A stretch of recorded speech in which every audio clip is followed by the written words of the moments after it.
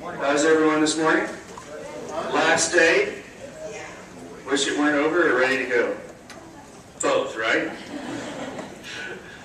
Good morning, my name is Eric Gravy, hot mic here, with the AGCO Corporation, and very happy to be with you this morning to talk very, very briefly about who AGCO is, but then to talk to you a little bit about some of the things that we've been up to and some of the lessons that we've learned, specifically in the sub-Saharan African markets, and we'll talk about specifically some of the countries within that region that that I'm sure you've heard a lot about this week, but some of the things that we've learned along the way that not only are applicable in emerging market countries, but a lot of the things that we're learning reinforce our need to go back to some of our more mature markets as well, to reapply some of those things that we might have become complacent about in terms of education, in terms of training, in terms of really involving people of many other disciplines, perhaps even outside of agriculture, to join in and work with us. So we'll talk a little bit about that.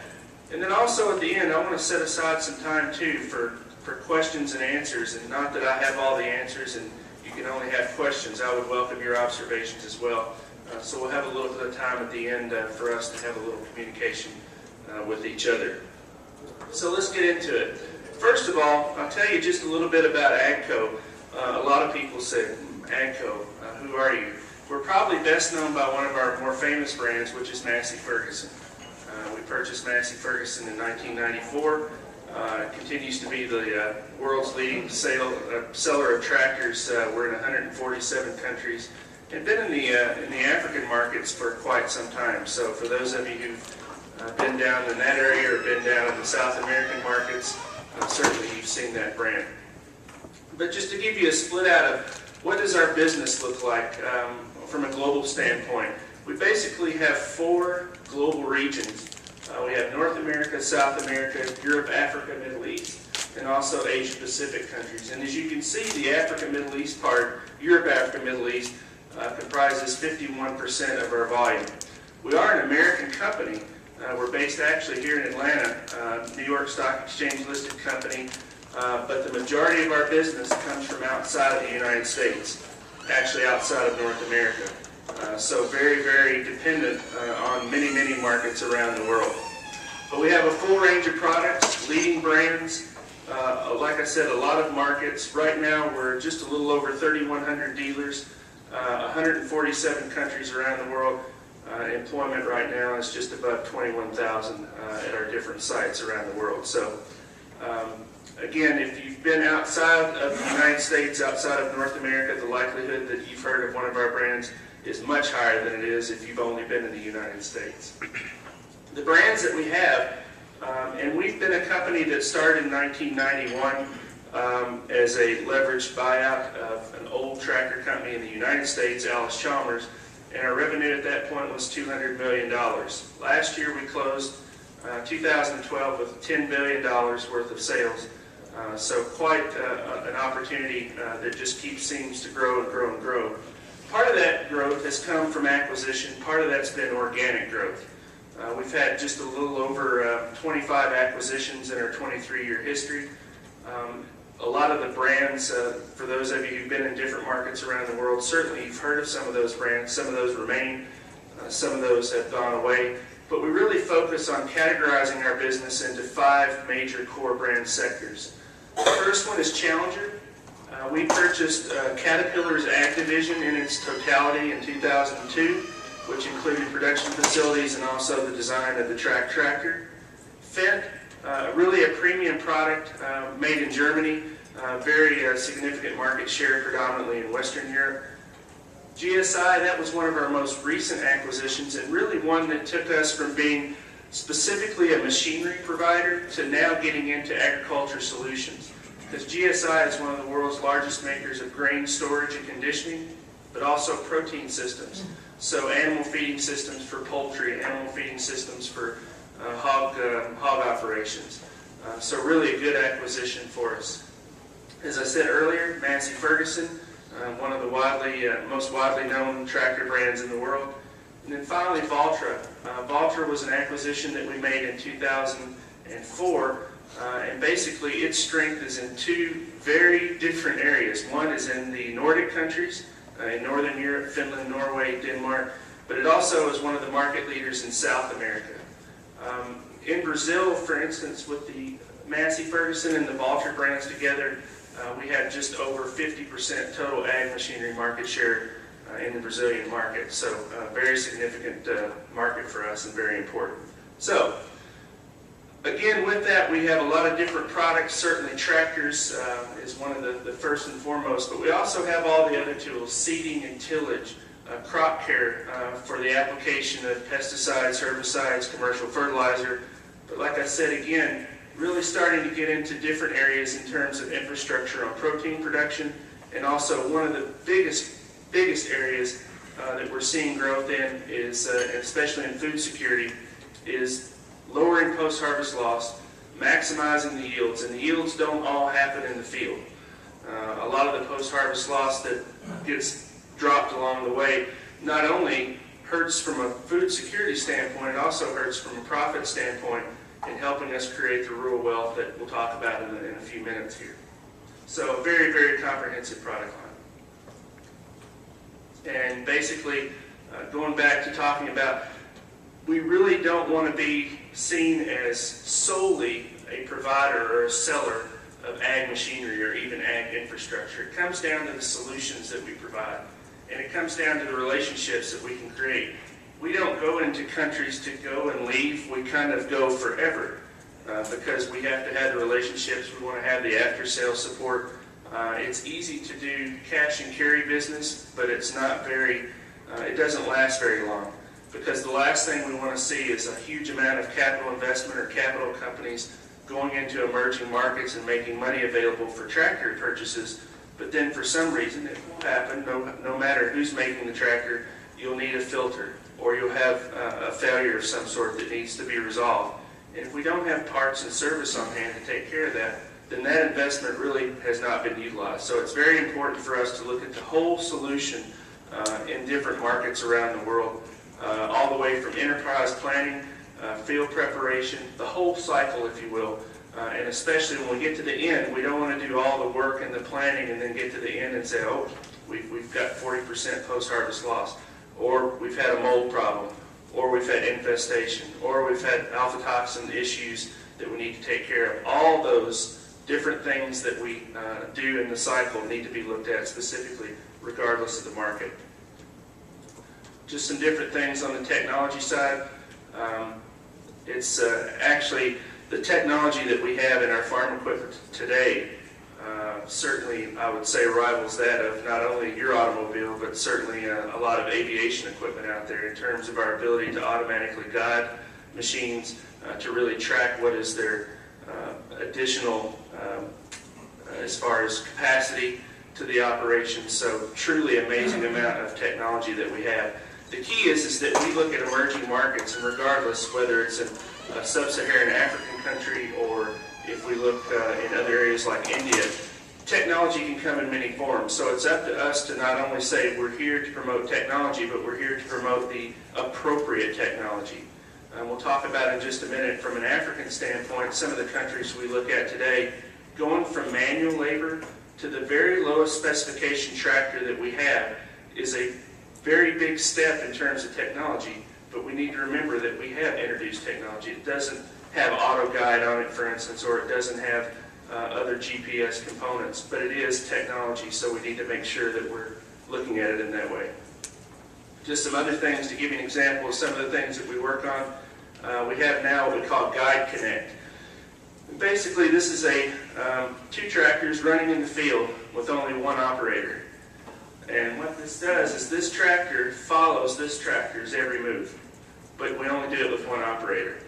So just to give you an idea of what we're doing here is we're taking an issue, and that is labor availability, and we're basically multiplying the effect of one operator with two machines.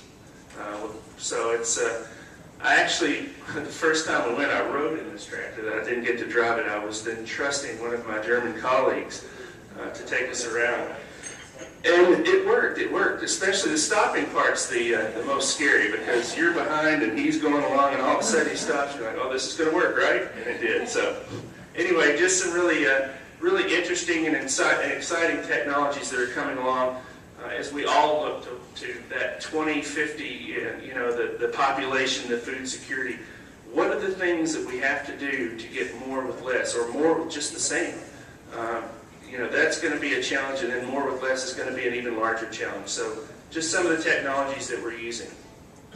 Along with that, as I said, it comes down to relationship. It's not just selling a tractor or fulfilling a tender. It's really saying, what does the customer need in terms of finance, in terms of parts, service.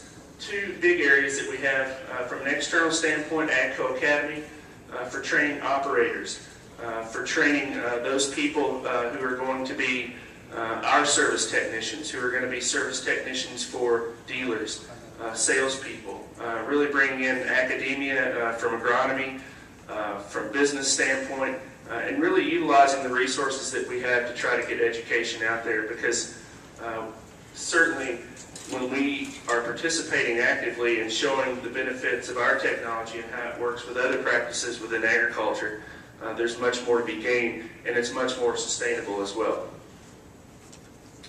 As far as the locations that we have, and these are both manufacturing and sales offices, but really quite a large footprint, and really starting to gain some ground in some markets in China, and also down in the sub-Saharan Africa, which I'll go into specifically.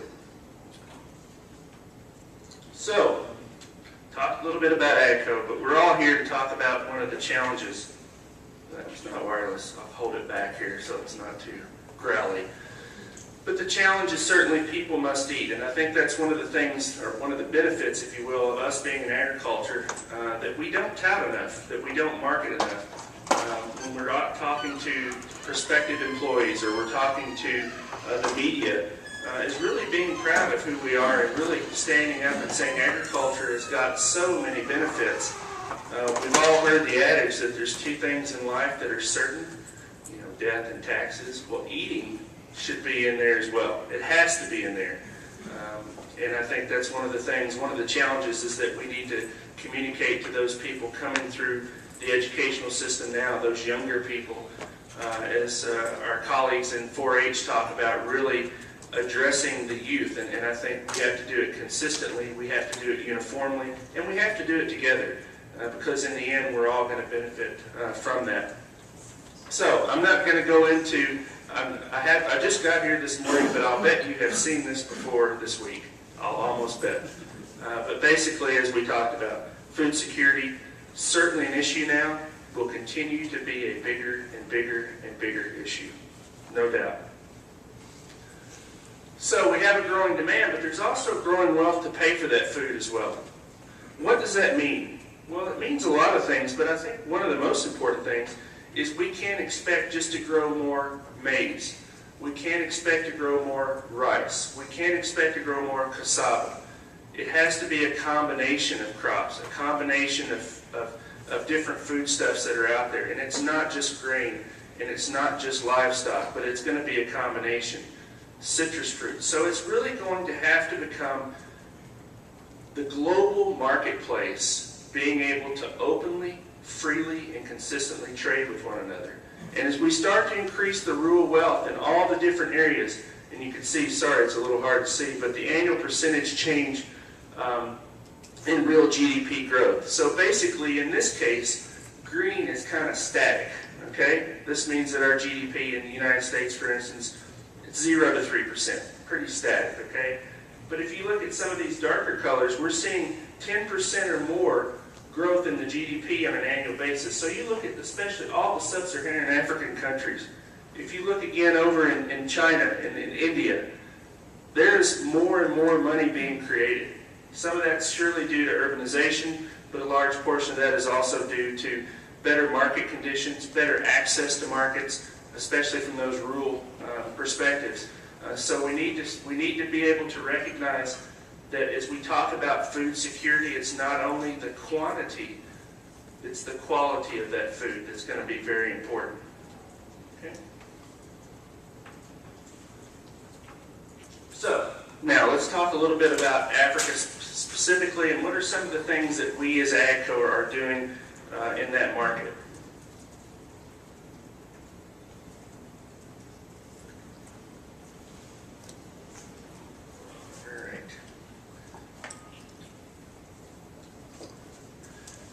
Have any of you seen this before? Surely someone in here has seen this. This is one of the neatest things that I've seen.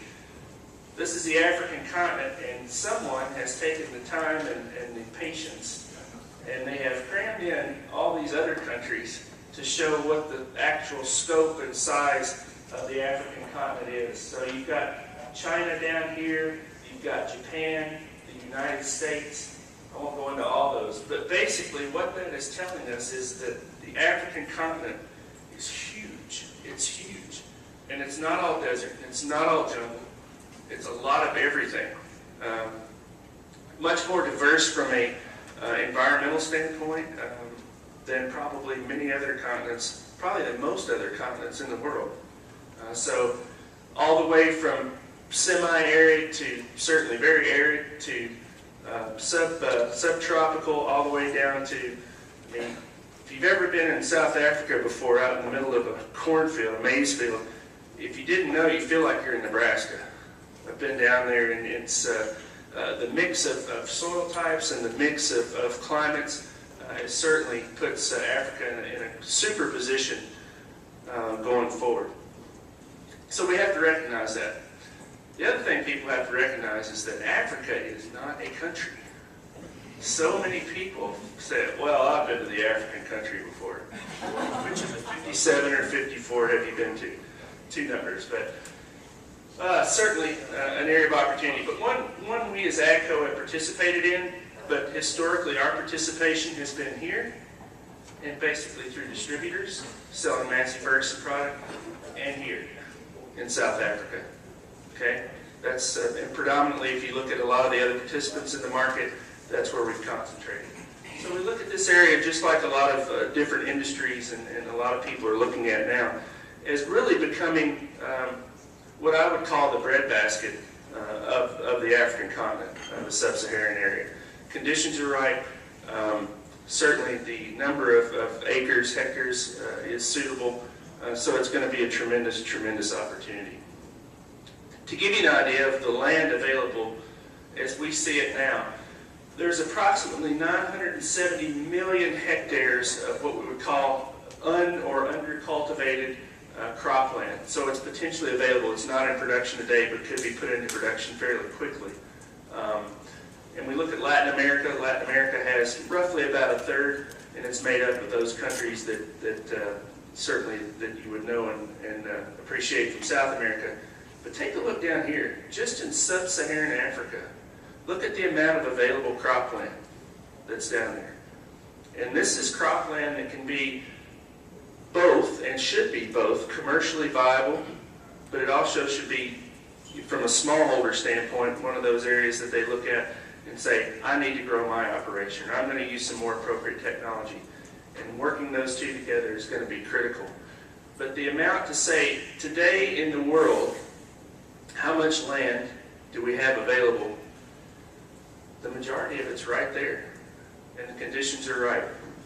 So certainly another reason that we wanted to take a look at Africa in terms of opportunity. The other thing we talked about just a minute ago was mechanization levels, or utilization of appropriate technology. If we look today, this is the level of mechanization in terms of tractor units per 1,000 farmers or ag industry workers. So people directly involved in agriculture, this is the unit number of tractors. So you can see Canada, well, there's not a huge amount of people in Canada, so that kind of skews it a little bit. But you can see that the countries you would expect, so North America, Western Europe, parts of Asia and the APAC, the Pacific Rim areas, very high levels of mechanization. You go down here, you're starting to see very low levels of mechanization. Again, populations are higher, so that skews the number.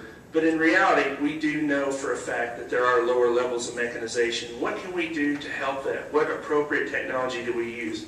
If we take a look, and this is an average for the continent, excuse me, But what is an appropriate area? Brazil is a really good guide to use. If you look at Brazil from about 20 or 30 years ago and its progression and its growth, it really does kind of serve as a pretty good model. So we could take a look at the African mechanization level coming up into this area, or maybe even between Pakistan and Brazil.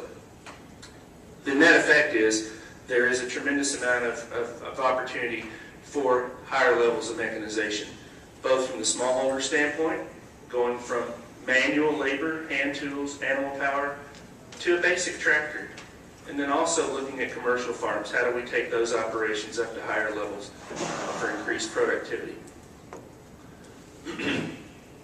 So, some things that we recognize as a company, and I think more and more people that are not only in the ag industry but in other industries are really coming to terms with and realizing, which is going to be not only very necessary, it's very good to see that people are opening their eyes a little bit.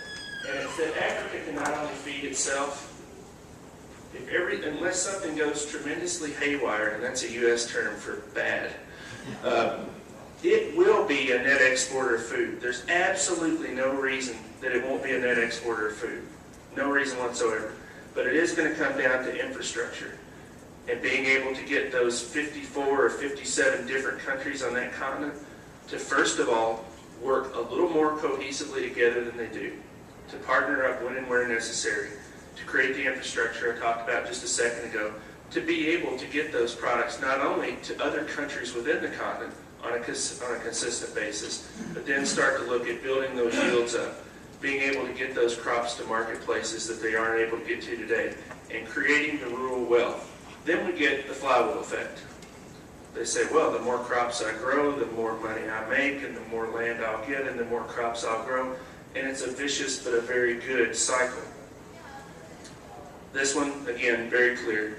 No one in this room guilty of that, but plenty of people, some even within our company, we have to teach that lesson every day. Africa is a continent, not a country. Really big one. Indigenous farmers, if you want to call smallholders and commercial operations, must exist symbiotically. You can't have one without the other. And I'll show just in a minute a potential model that might be able to work.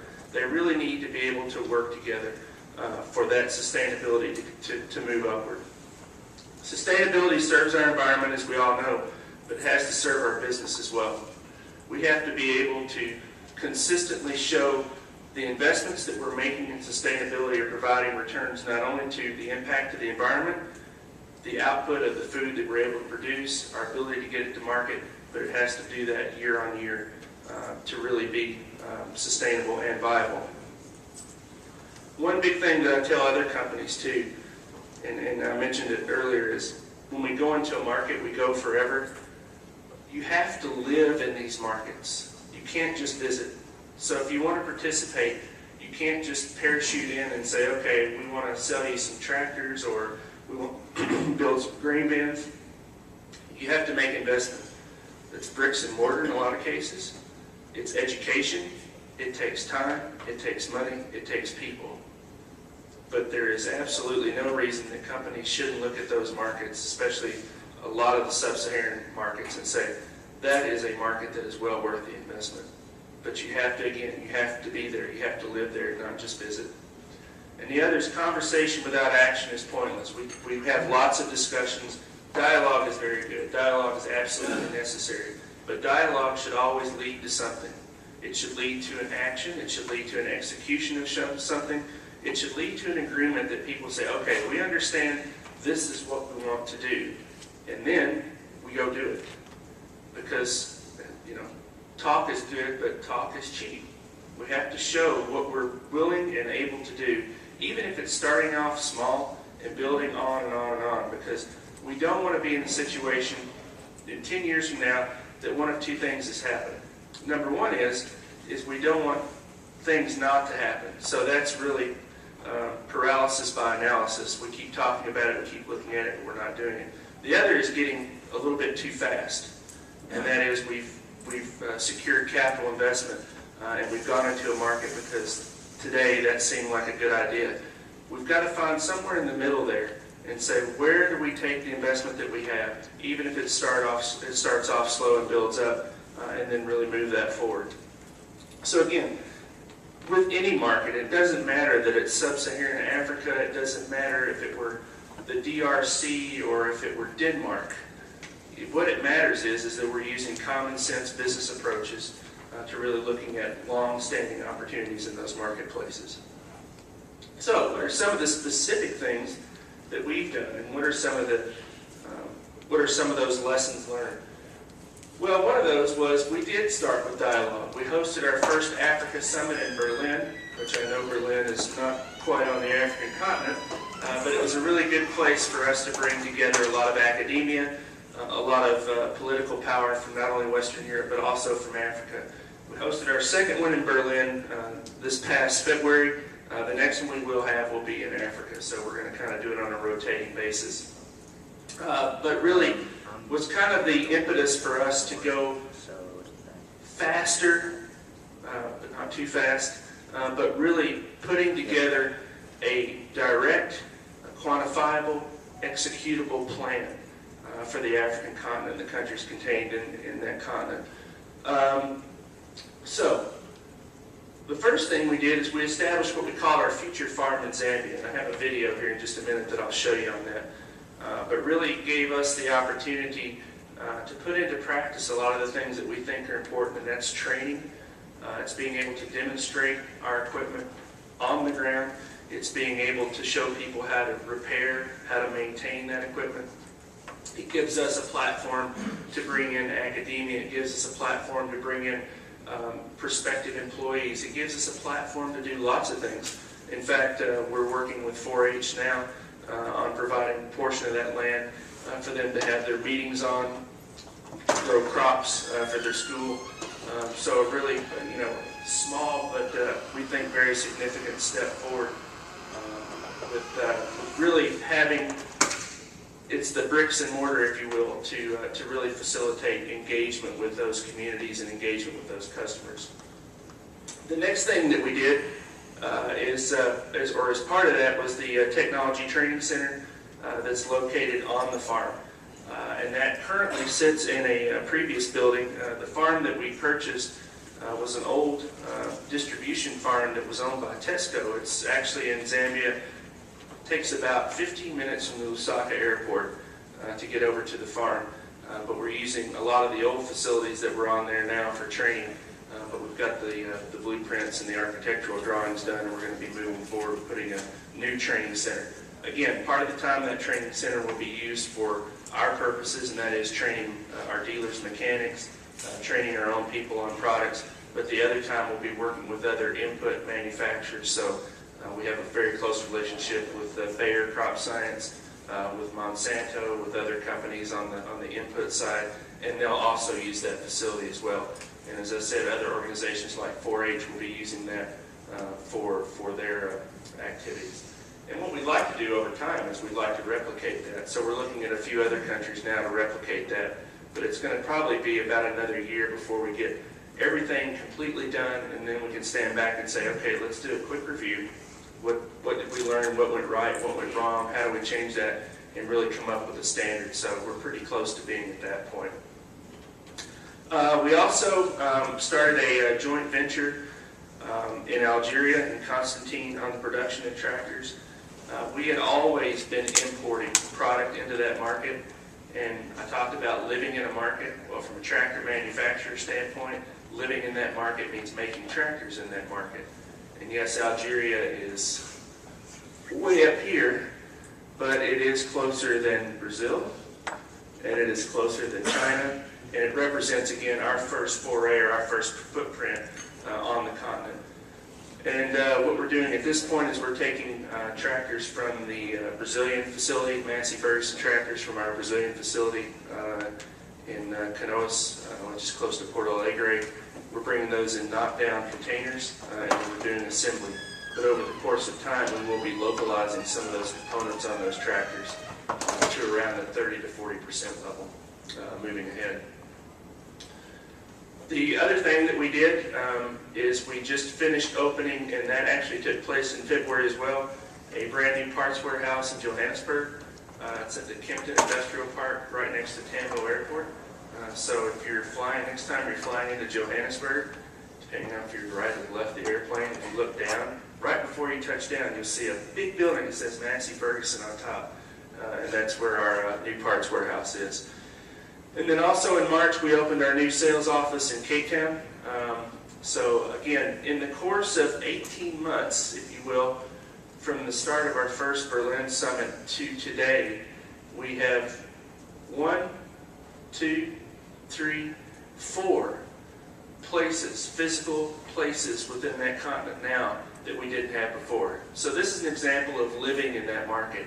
And it's amazing the engagement that we see from the market up here on the tractor production, the engagement we see from the farming community in Zambia, the engagement that we see from the farming community in South Africa, because we have shown and we have demonstrated that we've made an investment there.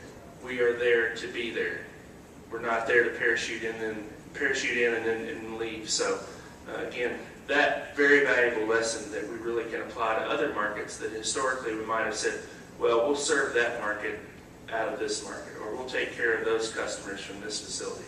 In a lot of cases, you can't justify doing this in every single spot, but you also have to branch out and say, okay, where do I need to be in order to serve the markets that I'm looking to participate in? All right, finally, you get to take a break from hearing me now. Here's someone much more exciting at our model farm here, just to give you a little bit of a flavor.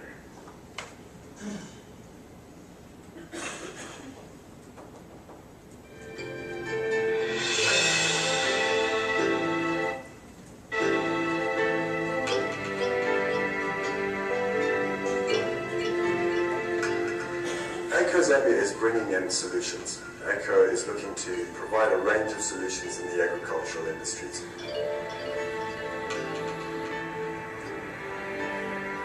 What makes this initiative unique is the combination of having a farm and a technical training center.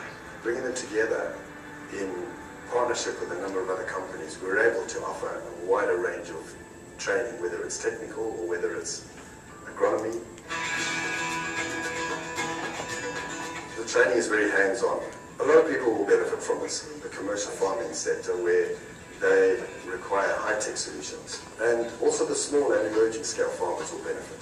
One of the best ways we can help to improve food production here is to improve efficiencies. So to improve yields, and we can use technology to do that, and a lot of training. The small scale and the emerging scale farmers is probably where we have the greatest opportunity to lift efficiencies. This is a sector that could be so much more effective in helping to produce more food, and just the smallest improvement will result in far greater yields in a country like Zambia. We have big plans for the future. We are planning to construct a technical training center, and it's from this facility that we will provide technical support for all of these other activities that we have. We've been very lucky with this project in that we have managed to recruit the original workforce that was on this farm. And in amongst that workforce, we have some fantastic people. Most of what we do needs to be done by Zambians. There's no point in parachuting expertise into Zambia to then uplift them and take them somewhere else. Empowering local Zambians is crucial to any project, especially one like this. It's very important for companies like AGCO that if they want to operate in Africa, you have to be in Africa.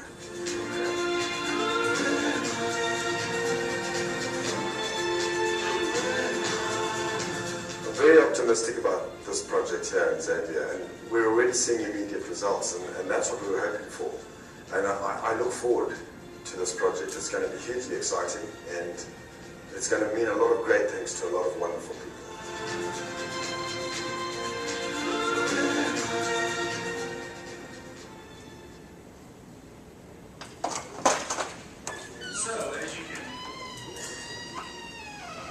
So as you can see, we've got very, very exciting activities going on at the farm. I was there, it's probably been 4 weeks ago now, and harvesting the maize crop was finished, the soybeans were coming off, and really got to go out and meet with some of the larger commercial farms, but also some of the smallholder farms.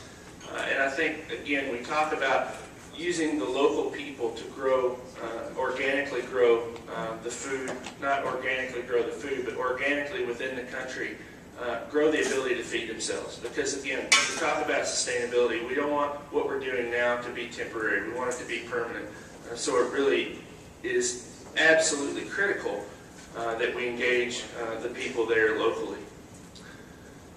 I talked about this before, and sometimes this can be, and this is actually my or next to last slide, this can be a little bit controversial at times. It depends on who you talk to when we talk about commercial farming, specifically in sub-Saharan Africa. But I think it's certainly going to take everyone working together in a unified fashion, both from the commercial farm standpoint, and this may be Western farmers coming from Europe or from the United States or from other parts of the world. Even China, we're seeing that now. And investing in large amounts of land, investing in large amounts of infrastructure, investing in large amounts of machinery, okay? Which is fine. But this, without the smallholder farms, is not sustainable because of the amount of land that's going to be needed. We're going to have to engage everyone. And remember what I said as well, is getting the people involved at the local level, showing people that not only is the agriculture that we're talking about today just to feed, it becomes an occupation, it becomes a business, it becomes a way to generate, again, what we talked about, one of the biggest drivers is improving the creation of rural wealth, because then we're able to uplift those communities based on the work that they've done, based on the inputs that they've made, and that really becomes sustainable. So it's what can we do from the standpoint of saying, how do we set up some of the infrastructure that we talked about? First of all, we can't go to 54 different countries and say we need to build roads. Certainly we do, but that's going to take a lot of time. What can we do on the more local levels? If we take a central farm who has the ability of higher levels of grain storage, who has the ability to have irrigation, purchasing of commercial fertilizers, all those things. And then we create distribution pathways. So not only can this central farm then buy commercial fertilizer more economically when he takes that requirement plus the requirement of all the surrounding smallholder farms, the other way around. When these smallholder farms have taken off of their harvest what they need from a local standpoint, and they're able to route that back through this conduit, the central commercial farm, then we have access to markets. We're able to use modern storage facilities. We're able to reduce the amount of post-harvest loss. So all these things have to work together. Is there here's how you do it, step one, step, no. Every situation is going to be slightly different. The relationship between the commercial farm and the smallholder farms are always going to be different. They're going to be dynamic. But certainly from a sustainability standpoint, and one that will see those yield increases and the creation of that rural wealth, this is one of those models that certainly has some merit. Okay. So, what is one of the things, though, and it's been really the impetus of this conference, and one of the things that you've talked about certainly all week, and that is, what do we do to have more and more people become interested, become engaged, the youth of our world being not only aware of agriculture, which is very, very important, but being involved in agriculture. And we really have to do a joint marketing campaign, whether we're in the industry, whether we're in academia, regardless of where we are in the agricultural space, really being able to consistently market the opportunities to the graduates of today, the graduates of tomorrow, all the different people that we're going to need for these projects and these programs, and feeding this huge, huge amount of people in the coming years. We're going to have to do a little bit more marketing, if you will, a little bit more talking positively about agriculture. Showing that youth can be outstanding in their field. I grew up on a farm, and my granddad said, be a farmer, you'll be outstanding in your field. Which I was outstanding in his field. So, but no, I mean, tell people that regardless of what discipline that you're engaged in, that many of those disciplines, which may not have any direct connection to agriculture in their mind or anyone else's mind, can be applied. So from HR to accounting to chemical engineers, all those things can be applied to agriculture. So it's important for us to be going out, not to people necessarily who are only involved in agriculture, but look at those other disciplines, those other areas of specialization, those other areas of study, that we can tell people, hey, did you know that you can apply that to agriculture in this way? Because we in agriculture need to broaden our gene pool a bit and really start to get more and more people from other parts of the thought world to join in. That's when we start to get momentum. Agriculture is not a dirty word, certainly, and it's not a dirty job. I hear people say, oh, you're in agriculture, let me see your fingernails. Well, you know, I don't get involved in the dirt part of it. Certainly there is a dirt part of it. Ultimately, that's how we do it in growing the crops. But it goes back again in really showing people out there that they can apply their talents, they can apply their passion, they can apply everything that they want to get out of a career can be done in agriculture. It's important for all of us to do that. It's noble, it's sustainable, it's exciting, and it's global. That's one of the things that I enjoy the most about my job is going from growing up on a small tobacco beef cattle farm in the backwoods of Kentucky to having been all over the world. And we need to tell other people that as well. This is truly a global business, so don't think that, you know, just because you're from here or you studied this, that you don't have an opportunity in agriculture and it can be a global one. So we have to make it very exciting because it is exciting.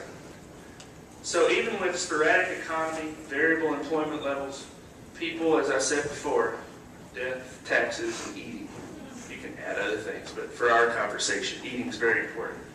So we need to tell people that ag leads the way, agriculture leads the way in career opportunities. And again, for so many more disciplines that we might have previously connected directly with agriculture.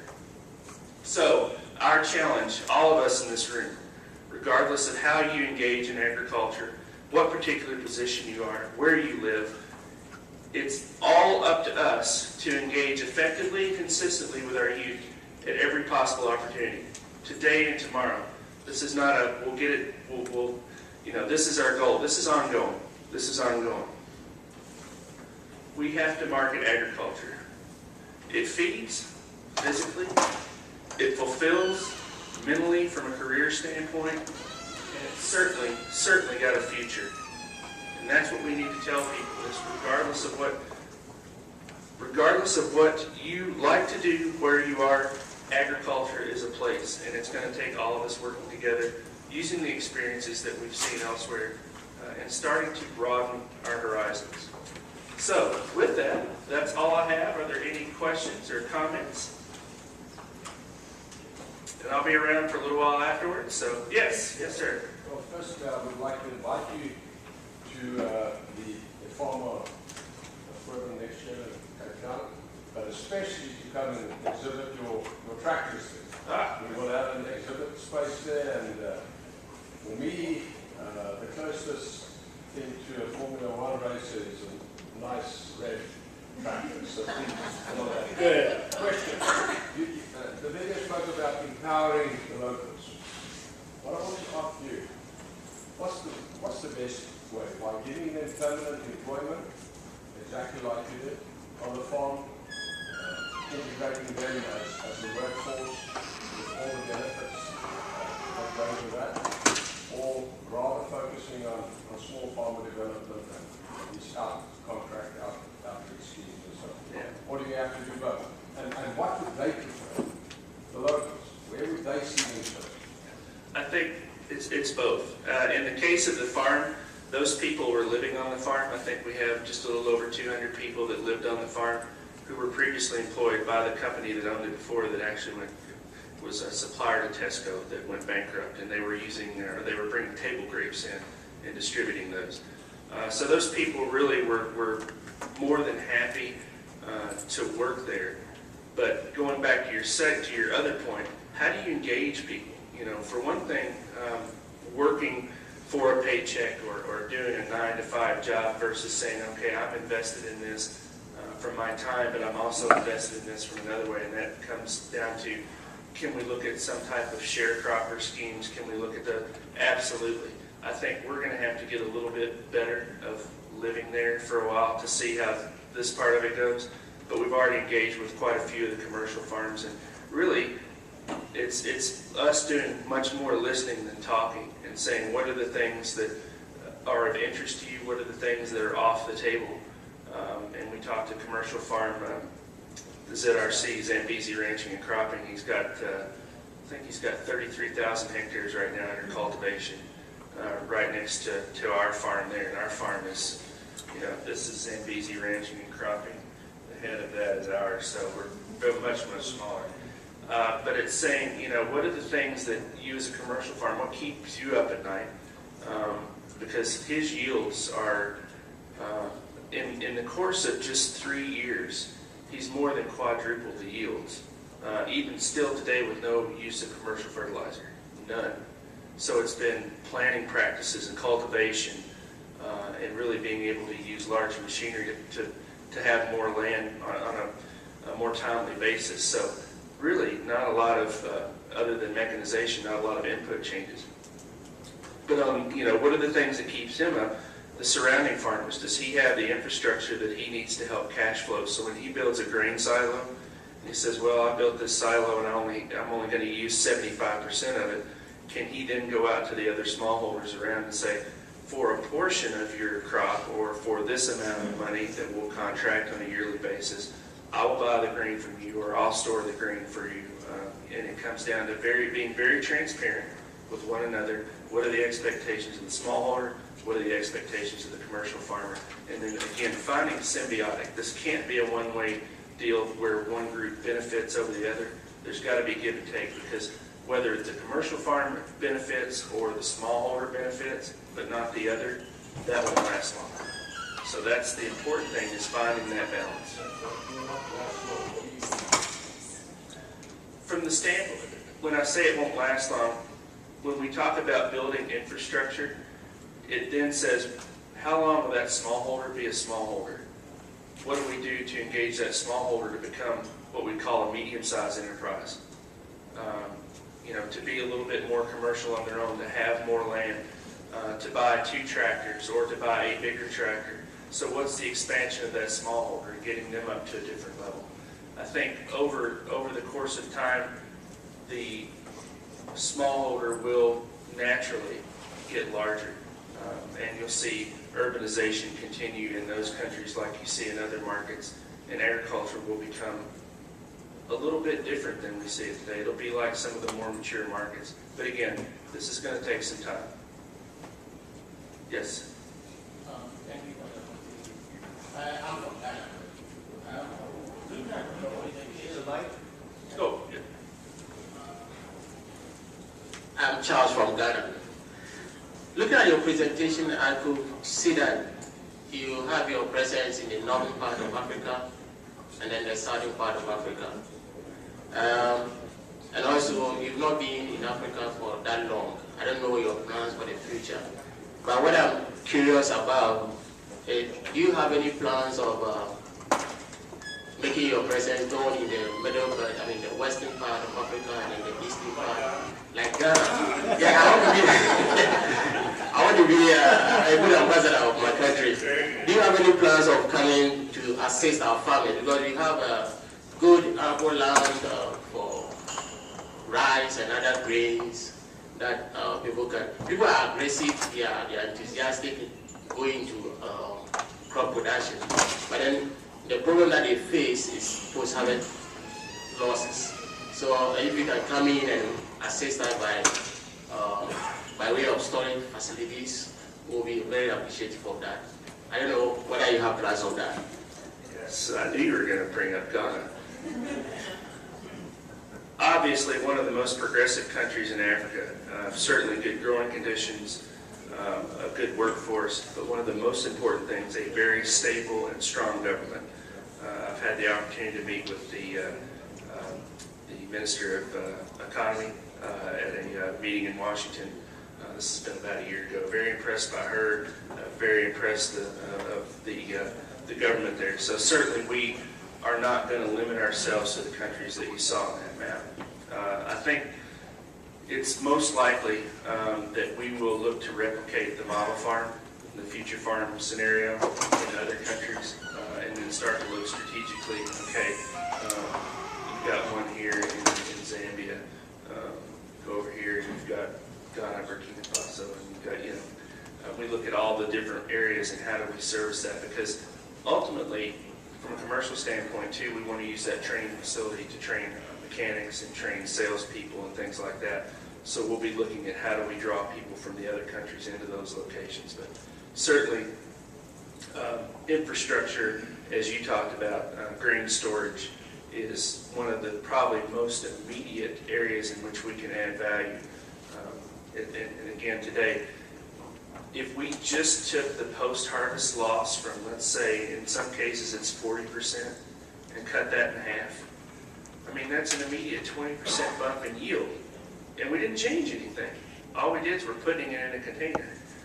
So that's pretty straightforward, and the investment for that type of infrastructure is very, very low when you look at the ability to really take care of that grain. So,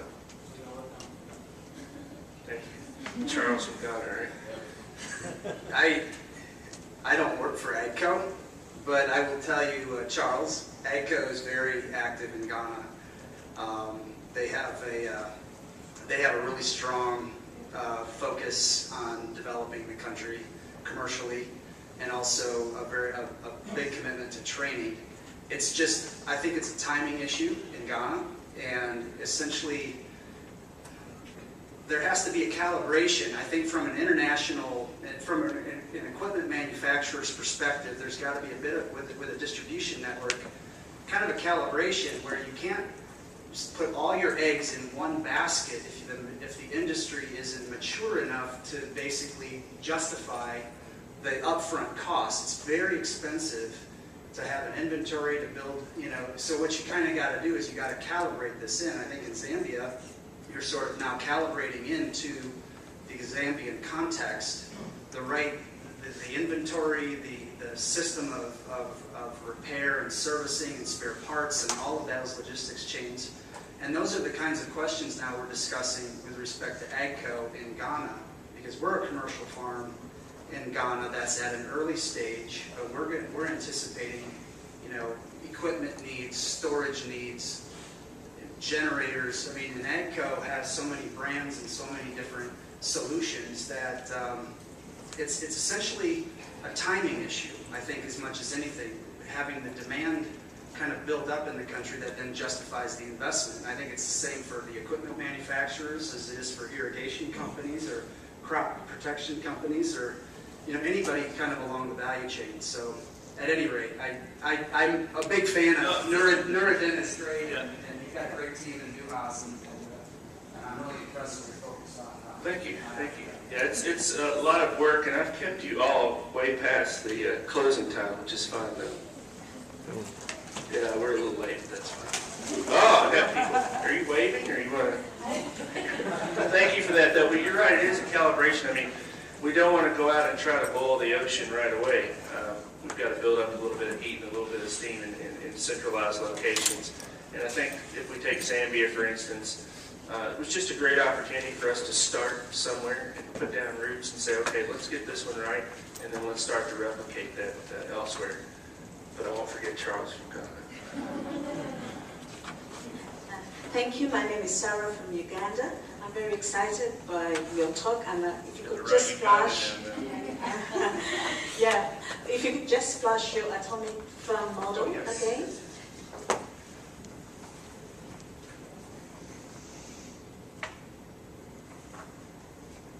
Yeah, I'm very interested in that model because I believe it's something that can really help commercialize agriculture in Africa. But one of the things that I'd like to point out and ask, I know you're a commercial company and you've got to think about breaking even and stuff, is looking at the kind of agriculture, say like from where I come from, maybe you might want to rethink the kind of machinery that goes down there, because agriculture in my country is mostly a woman's domain. Yeah, and I know I can drive a car, but I don't know how good I can really operate that machinery. Maybe the one that's that works the technology, where the second one doesn't need operation. I was in that track. Yeah, but sincerely, I think it would also be good, now that you're saying that if you got to invest in Africa, you got to live in Africa, you got to live in the market. I think to support the smallholder, while the farmer at the nucleus can buy the big tractors, yeah? But one of the things that really breaks Africa is the drudgery. You know, if you have to farm the size of the room we're in, you probably need to leave your house very early in the morning, and I don't know how much you actually achieve. So looking at machinery that will not only support the smallholder farmer, but also having the woman in mind. Thank you. Very good.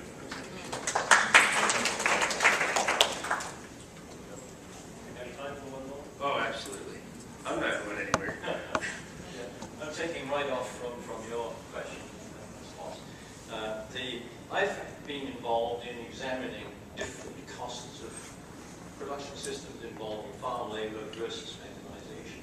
And there's almost nowhere in Africa where, from an economist viewpoint, hand labor tillage is cheaper than mechanization.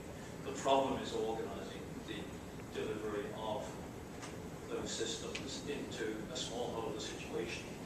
Tractor rental is one such method. I've been involved in Angola with developing a private sector tractor rental system. I believe that there's an opportunity for suppliers like yourselves of equipment to get proactively involved in this, possibly with financing, concession return leases to some companies. Have you done this, or are you planning? Thank you. No, that was one of the things that, very, very good point. One of the reasons that I was in Africa a few weeks ago is in all the other markets that we have around the world, we utilize quite heavily retail finance solutions, leasing, point-of-sale financing, project finance, and that's what I spent the majority of my time down there doing, is looking at providing finance tools, and they're very different. Actually, it's more than just two. There's certainly project finance where we can use export credit agencies, depending upon where the product comes from, to help that, but also from the smallholder standpoint. In many countries, like Ghana, like Uganda, there are subsidy programs that are available. So what we're looking right now is how do we marry up the technology, and it's not the big tractor, it's this kind of tractor and smaller, okay? This is a very basic tractor, but a very big step up in terms of technology, very easy to use. Part of that training that you talked about is training everyone, women and men, how to operate that tractor. How many different smallholders do we need to put together that can utilize one tractor to handle that? So there's some, and how do you handle the leasing requirements where I've got multiple owners? But we have to do those things. So financing is certainly a big part of that. And what we'd like to have is a rental scheme is good, but an ownership scheme is better. Not only from our standpoint, but from the standpoint of the people who own that, because there's a certain amount of pride in that machine. And so, but no, I think, in fact, I think financing is going to be one of the top three critical things that's going to push mechanization forward. Can I correct your Yeah. interpretation of that? Just very quickly. What I was talking about is a system where an individual with good mechanical training sets up a company, purchases tractors, and then does contract services to the car. So that's a little different concept. Even better. That's where someone creates a rental fleet. Yep. Like a Hertz does on cars, but on tractors. Yeah. No, super idea. All right, well listen, I've kept you over again, but I really appreciate your attention, your participation. Thanks for having me here today, and I wish you all the best for the rest of the conference. Thank you.